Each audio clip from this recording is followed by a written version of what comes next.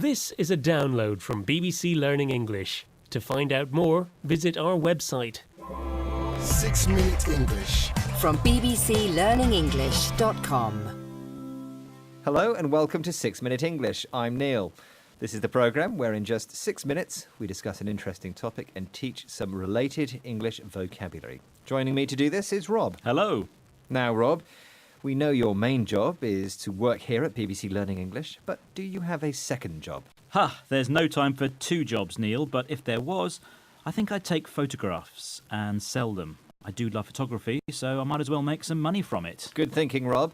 And having a second job, particularly one that involves using your skills and allows you to follow your interests, is called a side hustle. Yes, a side hustle. It's something more and more of us are involved with these days, and that's what we'll be talking about shortly. Well, my side hustle should be Quizmaster, because I'm always asking questions, and today is no exception. According to the employee ratings website Glassdoor, which job is thought to be the best to have in the UK this year? Is it A, a software engineer, B, a teacher, or C, an audit manager? Well, I suspect B, a teacher. Well, you'll just have to wait until the end of the programme to find out. But let's talk more about side hustles or a second job. For some people, having two jobs is a necessity, a way to make ends meet. That means having just enough money to pay for the things you need. That's true, but it now seems that more people want to put their skills and passions into practice to make extra money. According to research by Henley Business School, around 1 in 4 workers run at least one side hustle business, half of which was started in the past 2 years. Those aged 25 to 34 are most likely to be involved, with 37% thought to run a sideline of some kind. A sideline also describes an extra job you do alongside your main job. BBC Radio 5 Live spoke to someone whose side hustle was so satisfying that it turned into her day job. Here is Elspeth Jackson, founder of Ragged Life, to explain why. It's a different environment entirely because you're leaving essentially a very regular wage that you'd get the same amount in month after month. You can put aside savings, the same amount every month, and you have that certain amount of security.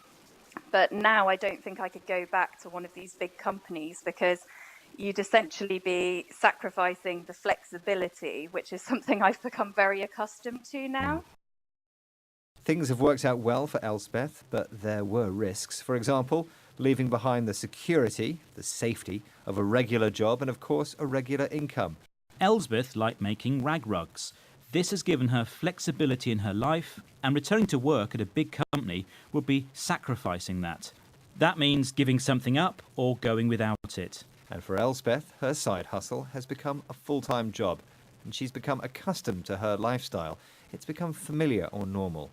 The BBC also spoke to Becky May Ford, who works some of the time for a telecommunications company to pay the bills, but spends the rest of her time developing her own crafting company, LBCO. How did she find having two jobs? I think it just gives me a creative balance, and obviously working for the telecoms firm, it gets me out of the house and gets me to meet people in a social environment.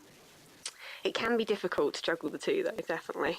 It's definitely a grind. It's a lot harder than people think it's going to be. So Becky implies that it's not always easy to have a side hustle. The benefit for her is the creative balance, a good mix of doing office-based work, regular tasks and a routine, with working creatively, making things and getting pleasure from it. But juggling or balancing these two things is difficult, and she described her side hustle as sometimes being a grind. Hard work, tiring and occasionally boring. But overall, it does make her happy. Now, something that would make me happy is to give you the answer to today's quiz question. Earlier I asked you, according to the employee ratings website Glassdoor, which job is thought to be the best to have in the UK this year? Is it A, a software engineer, B, a teacher, or C, an audit manager? Yes, and I said B, a teacher. Always the best job in the world. Sadly not, Rob. Apparently it is C, an audit manager. That is considered to be the best job to have this year. Audit managers are responsible for organising and overseeing internal audits. The result was based on three factors: average annual base salary, the current number of job openings, and job satisfaction, according to ratings shared by employees on the website over the past 12 months. So, sounds like an interesting job for a side hustle.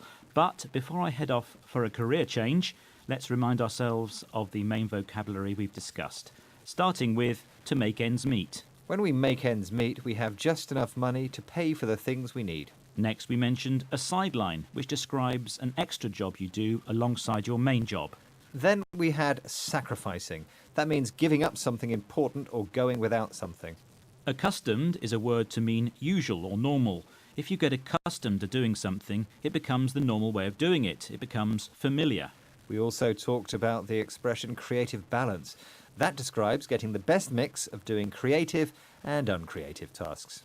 And finally, grind describes doing something that is tiring, difficult, sometimes boring, and involves lots of effort. Well, this programme has not been a grind, Rob. It's been 6 minutes of pleasure. Don't forget, you can learn more English with us on our website, bbclearningenglish.com. Bye for now. Bye. 6 Minute English. From the BBC.